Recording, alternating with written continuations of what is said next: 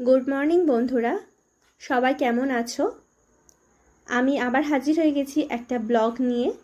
সকালবেলা যখন ঘুম থেকে উঠে এদেরকে দেখি না, মনটা খুব ভালো হয়ে যায়। ছোট ছোট গাছে যখন নিজের হাতের ছোট বাগানে যখন ফুলগুলো হয়, তখন দেখে এত ভালো লাগে, আর কিছু দিকেই মন যায় না। যাই হোক, সকালবেলা টিফিন খেয়েই লেগে পড়েছি রবিবারের লাঞ্চ মেনু নিয়ে। সকালবেলায় দেখো আলু ছাড়াতে বসে গেছি। আলু পেঁয়াজগুলোকে কুচিয়ে তোমাদের সাথে একটু গল্প করব।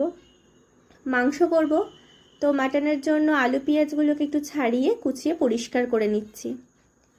তারপরে রান্নাটা হয়ে গেলে এদিকের কাজগুলো টুকটাক জোগাড় যদি আমি করে রাখতে পারি, তাহলে তাড়াতাড়ি হয়ে যাবে। দেখো, রসুনটা আর শুকনো লঙ্কা তাতে দিয়ে দিলাম। এবার ভালো করে মিক্সারে পেস্ট করে নেব। এদিকে আমি